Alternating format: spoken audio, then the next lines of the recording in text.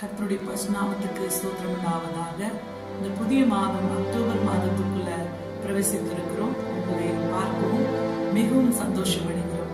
ஏசாயா தீர்க்கதரிசி புஸ்தகம் 64 அதிகாரம் 8 வசனத்தை நம்ம தியானித்து பார்க்கும்போது ஒரு தகப்பன் எப்படி நம்மளுக்கு துணையா இருக்கிறார் என்பது சற்று நிமிடங்கள் நம்ம வேதத்தை தியானித்து பார்க்கும்போது எல்லோரும் கர்த்தருடைய கிரீவா இருக்கிறோம் என்று வேதம் சொல்லுகிறது.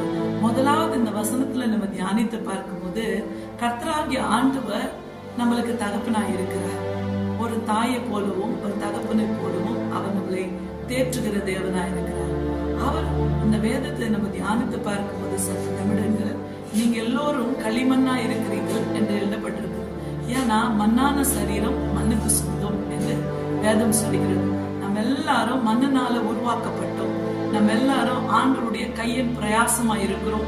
ஆண்டவராகிய கர்த்தர் தாய் கர்ப்பத்திலே கருவா இருக்கும் போது நம்மளை பேர் சொல்லி அழைத்தார்.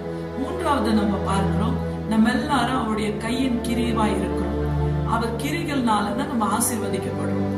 அதனால நம்முடைய வாழ்க்கையை நம்ம ஆண்டவருக்கு ஒப்பு கொடுக்கும் போது இன்னைக்கு இந்த உலக பிரகாரமான வாழ்க்கையை பார்க்கும் போது நம்முடைய வாழ்க்கையில அநேக சோதனைகள், துன்பங்கள், பாடுகள், அவமானங்கள் எதிர்கொண்டு வர நேரத்துல மெய்யாகவே என் வாழ்க்கையில வர இந்த பிரச்சனைகள், என் வாழ்க்கையில வர போராட்டங்கள், எனக்கு வர அவமானங்கள், நிந்தனைகள் என்னால சகிக்க முடியல, என்னால தாங்க முடியல என்று கலைங்கொண்டிருக்கிறீங்களா?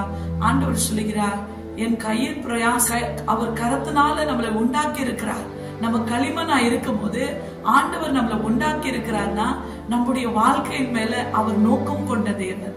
அதுக்காக தான் அவர் சொல்றாரு, தாய் கர்ப்பத்துல நீ கருவா இருக்கும் போது நான் உன்னை பேர் சொல்லி அழைத்தேன். உனக்காக அவர் திட்டங்களை வைத்திருக்கிறார். உனக்காக அநேக வாக்தானங்களை, அநேக வாக்கு தத்தங்களை உனக்கு கொடுத்திருக்கிறார். அதை குறித்து நீ கவலைப்படக்கூடாது என்று வேதம் சொல்கிறது. அதனாலதான் என் அன்பின் சகோதரிய சகோதரன் அநேக முறை நீங்க நினைப்பீங்க, இந்த உலகத்துல இருக்கிற அநேகர் ஆசீர்வதிக்கப்படுறாங்க, ஏன் எனக்கு ஆசீர்வாதம் இல்ல, ஏன் என் வாழ்க்கையில அற்புதம் இல்ல, ஏன் என் வாழ்க்கை இப்படி செதறி கிடைக்குது, நான் தேவனுடைய ஆலயத்துக்கு போறேன், நான் உபவாசம் வைக்கிறேன், நான் இடவிடாத செபிக்கிறேன், ஆனா என் வாழ்க்கையில ஏன் மாற்றம் இல்லை என்று நீ கலைந்து கொண்டு இருக்கிறியா? நம் தேவனாகிய கர்த்தர் சொல்லுகிற வார்த்தை, அவர் என்ன சொல்றாருன்னா, நான் பட்சபாதம் இல்லாத தேவன். அவர் நம்மள ஒருத்தர் ஒரு மாதிரியா இன்னொருத்தர் ஒரு மாதிரியா பார்க்கிற தேவன் இல்ல, எல்லாத்தையும் அவர் சமானமாய் காண்கின்ற தேவனா இருக்கிறார். அவர் God is not a God of partiality. He loves everyone in the same manner. எல்லாத்தையும் அவர் சமானமாய் நேசிக்கிற தேவன். நம்ம தான் ஒரு சில நேரத்துல தாங்க முடியாத, சகிக்க முடியாத, நம்ம வாழ்க்கையில வர போராட்டத்தினால என் வாழ்க்கையே வேஸ்ட், எனக்கு ஆண்டவர் காரியம் செய்ய மாட்டார் என்று நீ கலைந்து கொண்டிருக்கிறார். ஆண்டவராகிய கர்த்தர் சொல்றார், நீ என்னுடைய கருத்துல களிமண்ணா இருக்கிற, நான் உன்னை உண்டாக்குன தேவன். உனக்கு எந்த நேரத்துல எது தேவைன்னு அவருக்கு தெரியலையா? அவர் எல்லாத்தையும் அறிந்திருக்கிற தேவன். கேட்ட காலங்கள் வர நேரத்துல, கேட்ட சமயங்கள் வரும்போது உனக்காக யாவையும் அவர் செய்து முடிப்பவர். அவர் வாக்கு மாறாத தேவன். அவர் சொன்னால் அவர் செய்வார். அவர் சொல்லி செய்யாத தேவன் இல்ல, அவர் சொன்னதை அவர் கண்டிப்பா செய்வார். அதுக்காக எதிர்பார்க்குதலோட நம்ம ஜெபிக்க வேண்டும். இடமிடாத வைராக்கியமா ஆண்டோட சந்நிதியில ஜெபிக்கும் போது முதலாவது அவர் தகப்பனா இருக்கிறார், இரண்டாவது அவர் கருத்தின் கிரியவா இருக்கிறீங்க, மூணாவது அவர் உன்னை பேர் சொல்லி அழைத்த தேவனா இருக்கிறார். அவர் தன் கருத்தினால உன்னை உண்டாக்கின தேவனா இருக்கிறார். அதனால என் அன்பின் சகோதரிய சகோதரன், எதை குறித்து நீங்க கலங்காதீங்க. 3 வார்த்தைகள் மட்டும் இந்த வசனத்துல நம்ம பார்க்கிறோம்.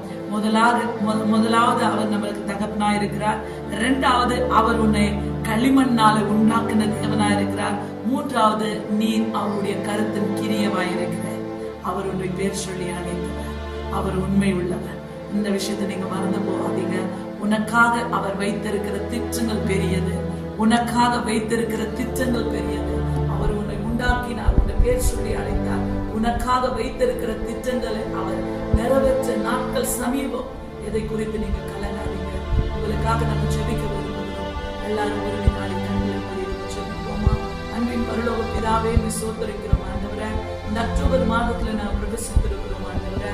இந்த புதிய மாதத்துல ஆண்டவரே புதிய காரியங்களை செய்வீராக ஆண்டவரே. அநேக பிள்ளைங்கப்பா தகப்பன் இல்லாத பிள்ளைங்களுக்கு தகப்பனா இருந்து, ஆண்டவரே தாயை எழுந்து போயிருக்கிற பிள்ளைங்களுக்கு தாயா இருந்து, என்னென்ன காரியத்துல பிள்ளைங்க கலங்கி கொண்டிருக்கிறாங்களோ, நான் உங்களுக்கு தகப்பனா இருக்கிறேன் என்று சொல்லி இருக்கிறேன்.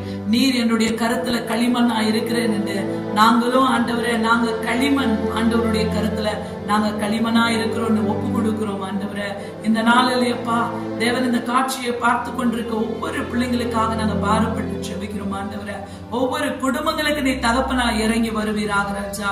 ஆவியானவர், எங்க வாழ்க்கையில இருக்கிற பிரச்சனைகளை நீ மாற்றுவீராக, சிறுஇருப்பை நீங்க மாற்றுவீராக, தவித்துக் கொண்டிருக்கிற பிள்ளைங்களுக்கு தேவன சமாதானத்தை தருவீராக. தேவன பண நெருக்கடியோடு இருக்கிற பிள்ளைங்களுக்கு தேவன அவங்க வாழ்க்கையின் சூழ்நிலையை மாற்றுவீராக.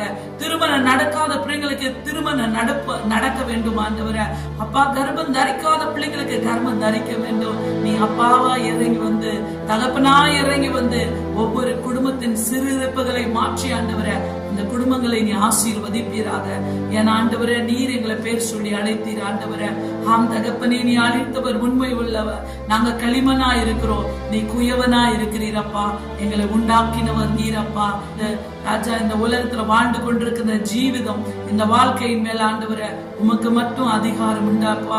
எங்களை வழி நடத்துகிற தேவன் நீ ஒருவர் தானப்பா. நீங்க கொடுத்த அதிகாரத்தை கொண்டு அந்த சராசரத்தை படித்த தேவனுடைய நாமத்தினால் ஒவ்வொரு குடும்பங்களை ஆசீர்வதிப்பீராக.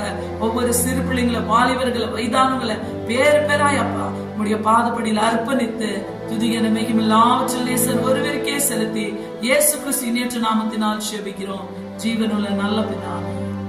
ஆமென். God bless you.